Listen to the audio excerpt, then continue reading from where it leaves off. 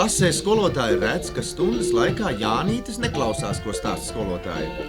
Jānīt, par ko tu tagad domā, ka neklausies, saka skolotāja.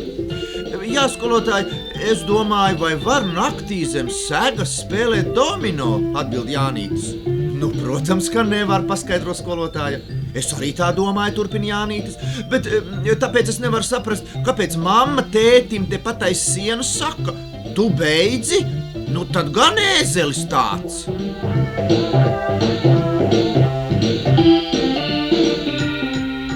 Mazais Kārlītis rāda skolotājam savu uzdevumu burtnīcu. Lūdzu, skolotāji, man te izplūda viena cūciņa un te es esmu aizmirsis pievilkt vienu astīti. Bet Kārlītis, skolotājs pārmetoši saka, cik reizi jau neesmu tev teicis, tā nav nekāda cūciņa, bet traips. Un šo te sauc nevis par astīti, bet gan par komatu. Pēc dažām dienām Kārlītis ierodas skolā ar lielu novēlošanos un atvainodamies saka, lūdzu, skolotāji, tēvs šorīt kāva traipu un man bija jāturēs komata.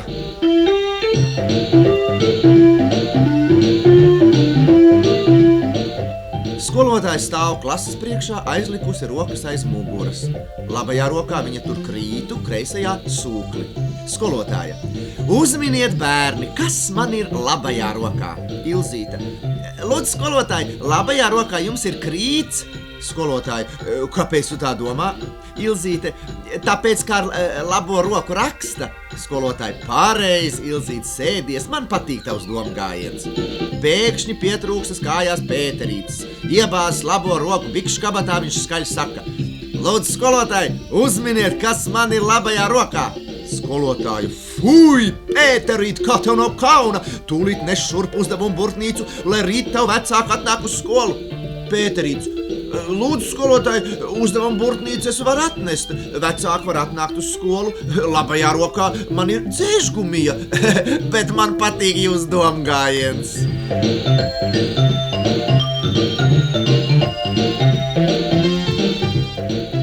Stundā skolotājs stāsta par metāla īpašībām. Bērni, lūk, es šajā skābē ielikšu zelta monētu. Kā jūs domājat, vai tā sabojāsies? Nē, bērni vienprātīgi atbild. Kāpēc? Ja tā varētu sabojāties, tad visi jūs monētu tur neliktu.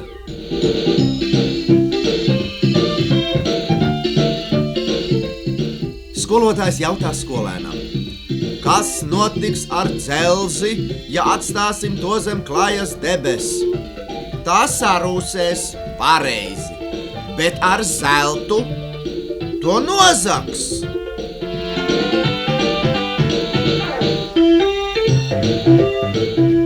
Skolotājs jautā: Rūdi, nosauc man kādu retu Austrālijas dzīvnieku. Zilonis. Kā? Zilonis taču nav Austrālijas dzīvnieks. Nav gan, bet viņš tur skaitās retums.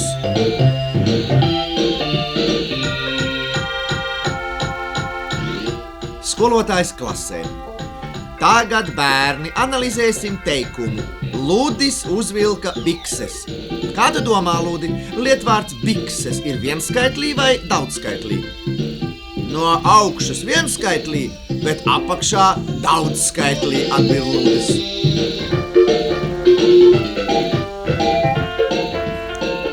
Saki, Pēterīt, kā sauc tādu cilvēku, kurš runā un nepārstāj runāt, kaut gan viņā neviens vairs neklausās?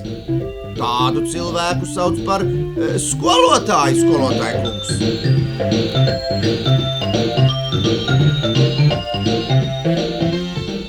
Dabas zinības stundā skolotāji jautā bērniem: kāpēc rudenī stārķi aizlido uz siltām zemēm? Mazā Elza paceļ roku: tāpēc, ka nēģeri arī grib bērnus.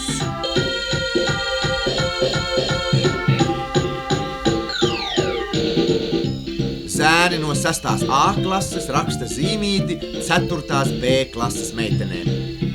Kas ir, skuķenes, aiziesim šovakar uz diseni padancot? Pēc stundas viņi saņem atbildi: ja jūs gribat tikai bučoties, tad rakstiet 3. klases skuķiem.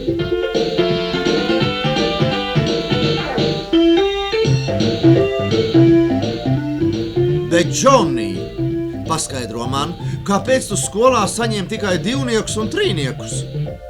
Kā gan, lai es to zinu, tēt? Acīm redzot, visas labākās atzīmes tiek eksportētas.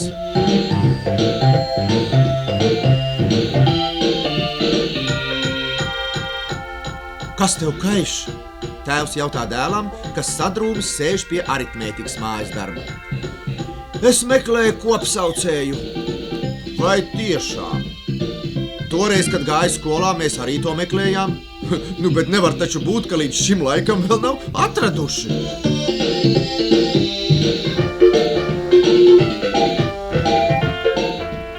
Skolotājs jautā, kurš dzīvnieks ir vispieticīgākais? Kode. Kāpēc? Tāpēc, ka viņa ēd caurumus.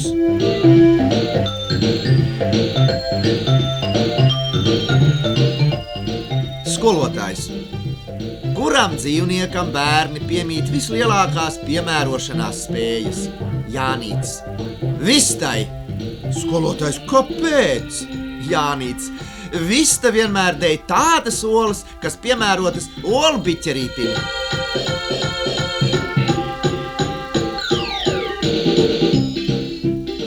Mama, šodien skolā es neatļāvu apcelt skolotāju. Tas ir ļoti labi, meitiņ. Un kā tu to izdarīji? Kad Jānīts uzlika uz skolotāja krēsla spraudīti un skolotāja jau gribēja apsēsties, es izrauju krēslu viņai no dibena apakšas.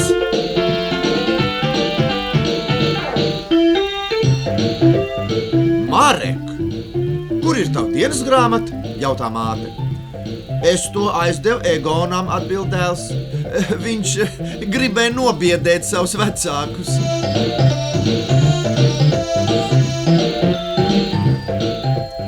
Skolas mācību gada beigās aktieris jautā savam dēlēnam. No, kāda tava liecība? Vai viss kārtībā? Jā, manu kontraktu 3. klasē pagarināja vēl uz 1 gadu.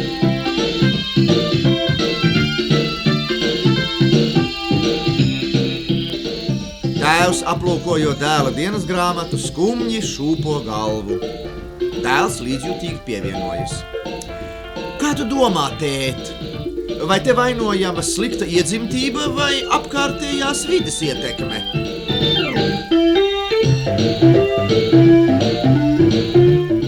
Tēvs dusmās sauc savam dēlam, kas atnesis mājās 2. Novelc bikses, lai var sadot pa ausīm.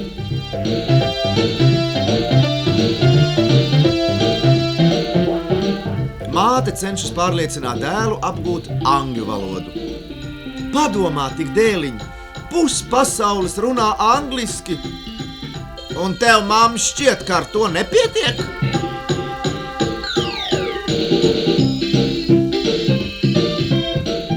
Pēc grūtas dienas Andris aizsnaudies uz krēsla. Jānis viņu modina. Celies augšā!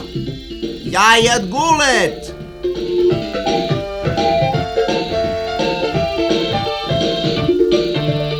Aina nesaprašanā stāsta Irēnai. Skolotāji teica, ka skolēnam jāguļ 8 stundas. Bet kā mēs varam gulēt 8, ja stundu sarakstā ir tikai 7?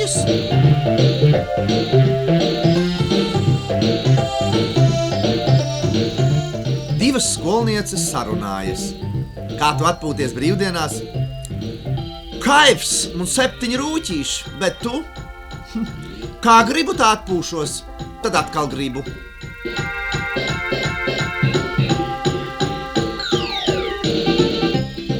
Skolotājs klasē izskaidro uzvedības noteikumus. Pa kāpnēm vīrietis vienmēr iet dāmai pa priekšu. Vai varat pateikt, kāpēc? Roku paceļ Pēterītis. Tāpēc, ka dāma nezina, kurā stāvā vīrietis dzīvo.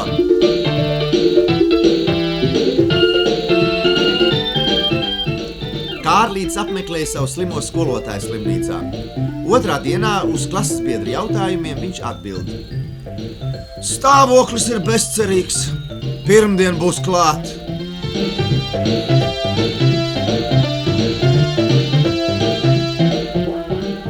Skolotāja jautā Jānītim, cik ir 2 plus 5. Jānītis saskaita uz pirkstiem un atbild: 7, skolotāji. Tas pareizi. Tu skaiti uz pirkstiem, bet tev jāprot saskaitīt galvā. Iebāz rokas kabatā. Tagad pasaki, cik ir 5 plus 5? 11, lūdzu, skolotāji.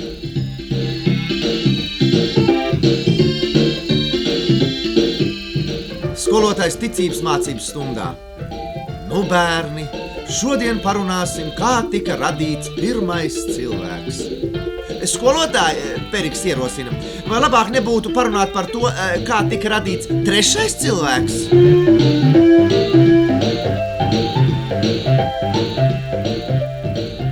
Skolotājs skaidro skolēniem desu ražošanas tehnoloģiju. Redziet, te šai mašīnā pa vienu galu bāž iekšā gaļu un pa otru nāk ārā desas. Bet vai otrādi nevar? Kārlīts jautā. Kā redzams, tavs tētis ir darījis tieši otrādi, skolotājs atbild.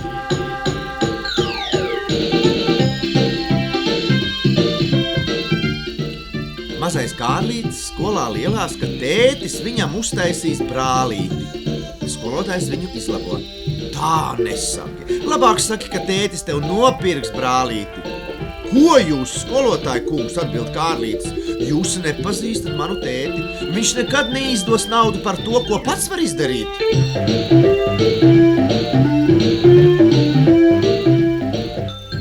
Beāta atnākusi no skolas stāsta, ka klases biedrs Kšiš vēlas viņu precēt. Labi, saka mamma, bet vispirms ilgi jāiet skolā un labi jāmācās.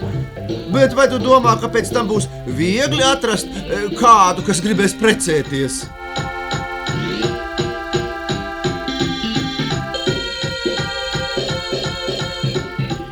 Mazais Kārlītis, ārsta dēlēns, mācības stundas laikā neatlaidīgi raugās uz jauniņo skolotāju, līdz viņa beidzot jautā, kāpēc viņš tik cieši uz viņa lūkojies.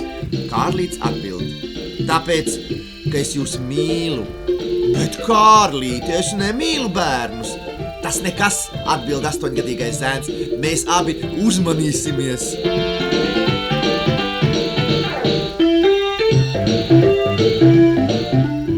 Jānīt, nu kā tu domā, kā gleznā vislabāk varētu attēlot, piemēram, tēmu bats, jautā zīmēšanas skolotājs.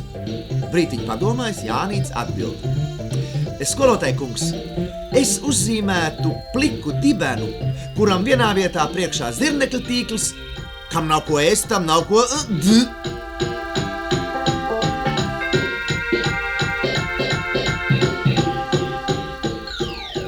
Lauku zēns kādu dienu nebija ieradies skolā.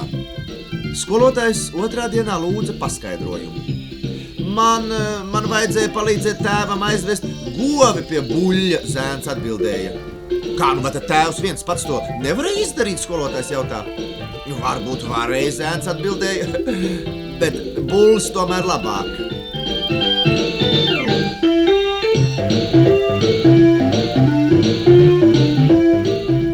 Jānītis klasē samaitājas gaisu. Skolotājs izdzen viņu koridorā un liek stāvēt pie durvīm. Pa koridoru nāk direktors un jautā Jānītim: kāpēc tu stāv aiz durvīm? Es arī, direktora kungs, nesaprotu, kurša loģika. Es samaitāju gaisu un mani izdzina svaigā gaisā, bet pārējie sēž tai smirdošajā.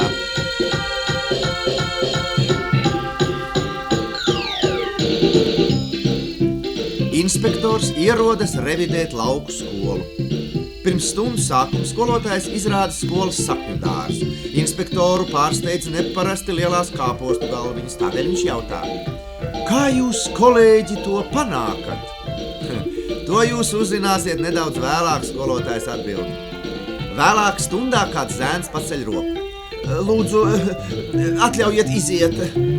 Skolotājs izņem no kabatas piezīmu grāmatiņu un ielūkojies tajā, saka zēnam: 5. rinda, 11. kāpostu galviņa.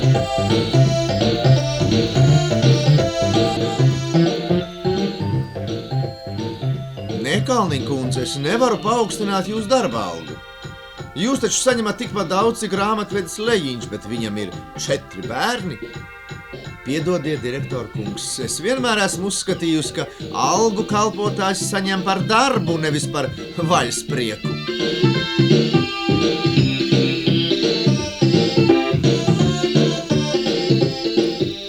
Švārskofa kungs, saka direktors, man jums jāteic, ka jūs esat neaizstājams darbinieks.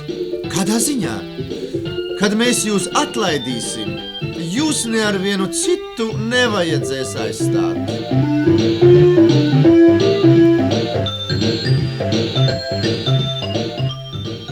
Vai jums ir vecmāmiņa?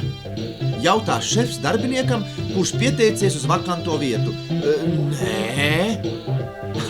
Tad uzskatiet, ka esat pieņemts. Redziet, jūsu priekšgājējam pāris mēnešos nomira 3 vecmāmiņas.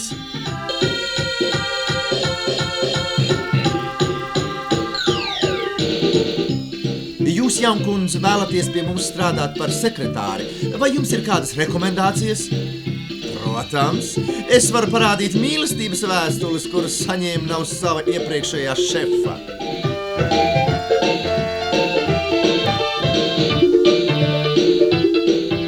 Jauns cilvēks ierodas stāties jaunā darbā.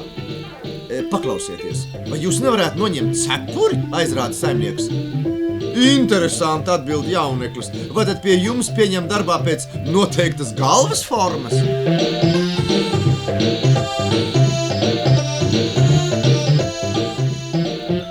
Jauna simpātiska dāma griežas iestādē ar darba pieprasījumu. Ko jūs protat? Neko? Ļoti žēl, bet tās vietas mums visas jau aizņemtas.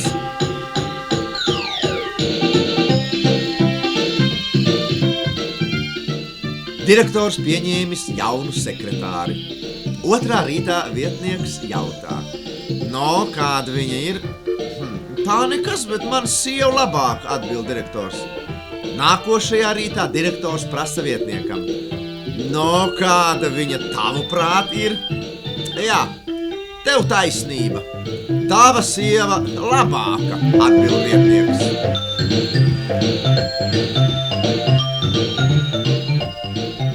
Sekretāri, šef, man priekš jums ir 2 jaunumi, viens labs, otrs slikts.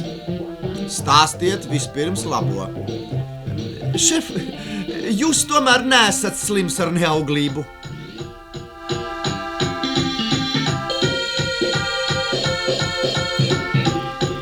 Sieva sarunājas ar vīru. Stāsta, ka tev esot jauna sekretāra. Cik viņai gadu? 20. Nu, kā strādā? Nu, nekas, esmu apmierināts. Skaista? Simpātiska. Kā ģērbjas? Ļoti ātri.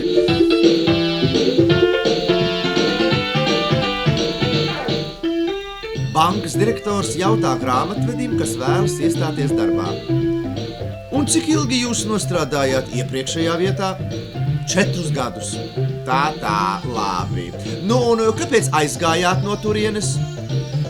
Es biju spiests. Tika izsludināta amnestija.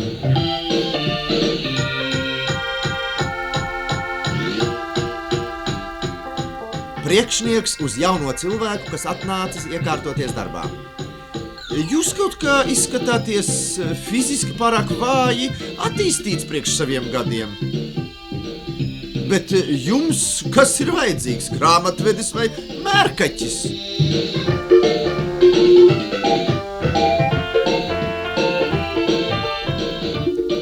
Kantorists nokavējis darbu un gaitenī saskrienas ar šefu.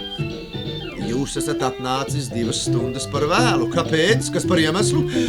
Piedodiet, es gatavojos kļūt par tēvu. Aha, apsveicu. Un kad tas notiks? Apmēram pēc 9 mēnešiem.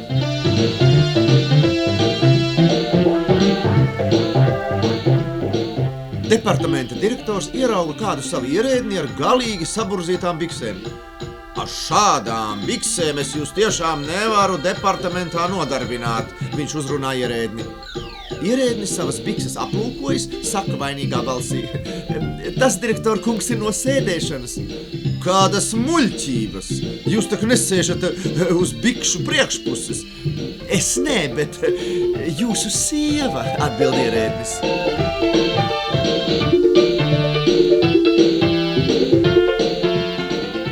Kāds strādnieks fabrikā ir nepārtraukti neapmierināts ar savu darbu. Administrācija ik pa laikam atļauj mainīt cehus un darba vietas, bet viņš joprojām paliek neapmierināts. Beidzot, kadru daļas vadītājs saka: Klausies, kur vēl labāku darbu atrast mūsu fabrikā? Jūs taču esat degustators. Jā, gan, atbild neapmierinātais. Es gribētu redzēt, cik ilgi jūs turētos pie degustēšanas sinepju cehā.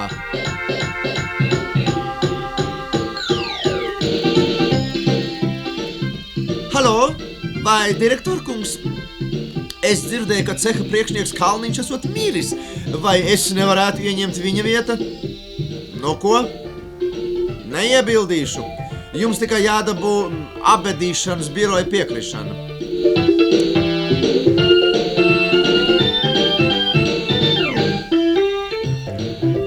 Paklausies, tu biji tas, kas šefam teica, ka es esmu ēzelis? Nē, viņš to zināja pats.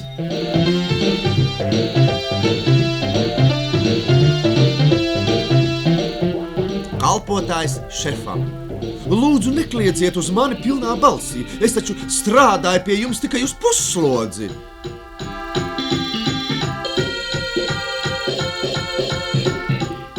Grāmatvede, neatradusi priekšniecību kabinetā, atstāja zīmīti. Darbā nebūšu, jo aizbraucu kopā ar lopiem uz kaušanu.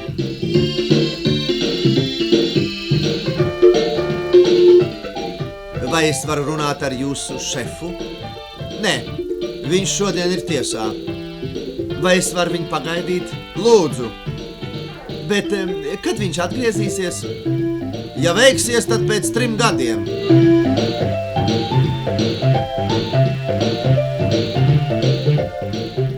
Apsūdzētais. Vai jūs pazīstat šo mūķīzeri? Izmeklētājs jautā. Pazīstu, apsūdzētais atbild. Aha, tātad beidzot jūs atzīstaties. Nekādā ziņā.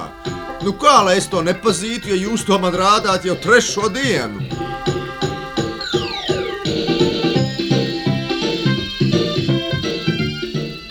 Šķiršanās prāvā tiesnesis jautā.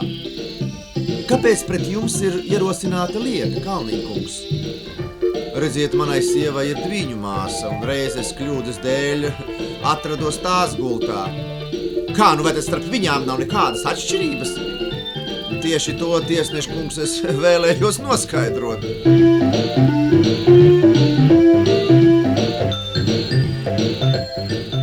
Apsūdzētā advokāts cietušajam. Bet vai jūs esat pilnīgi pārliecināts, ka tieši šis cilvēks nozaga jūsu automašīnu?